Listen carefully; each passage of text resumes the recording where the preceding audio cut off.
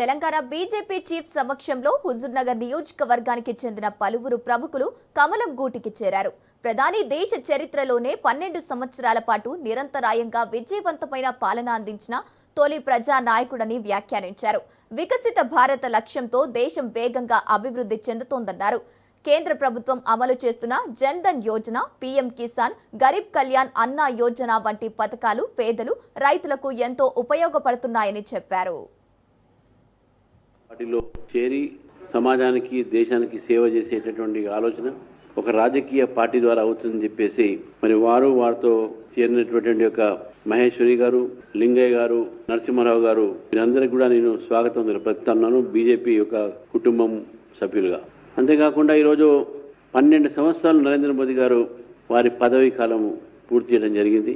భారతదేశంలో మొట్టమొదటి ఒక వ్యక్తి, ఎలక్టెడ్ వ్యక్తి, ఎన్నుకోబడ్డటువంటి ఒక ప్రధానమంత్రి. గతంలో జవహర్లాల్ నెహ్రూ గారు ఫస్ట్ ప్రైమ్ మినిస్టర్ ఎన్నుకోబడలే, అపాయింటెడ్. కానీ నరేంద్ర మోదీ గారు 12 సంవత్సరాలు ఏకకాలంలో కంటిన్యూస్గా ప్రధానమంత్రి ఒక పదవిని 12 సంవత్సరాలు పూర్తి చేసిన సందర్భంగా ఇది భారతదేశంలో మొట్టమొదటి ప్రధానమంత్రి ఇంత ఎక్కువ కాలంగా పనిచేసినటువంటి. ఇక రాబోయే 3 రోజులు ఇంకా 3 సంవత్సరాలు ఉన్నాయి. దాని తర్వాత కూడా వారే ప్రధానమంత్రి అవుతుందని చెప్పేసి మాకు పూర్తిగా నమ్మకం ఉన్నది.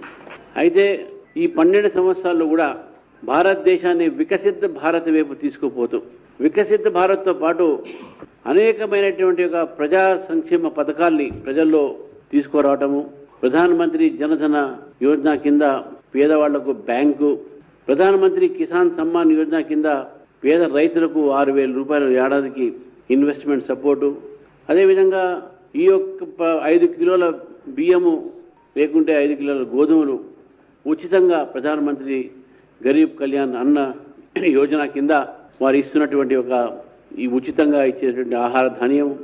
అందులో భాగంగా ప్రపంచంలో దాదాపు ఇప్పుడు 4వ స్థానంలో ఉన్నాం మనం ఆర్థికంగా. ఒక పెద్ద వ్యవస్థగా ఫాస్టెస్ట్ గ్రోయింగ్ ఎకానమీ, అతి వేగంగా పెరుగుతున్నటువంటి ఒక ఆర్థిక సంస్థ భారతదేశం.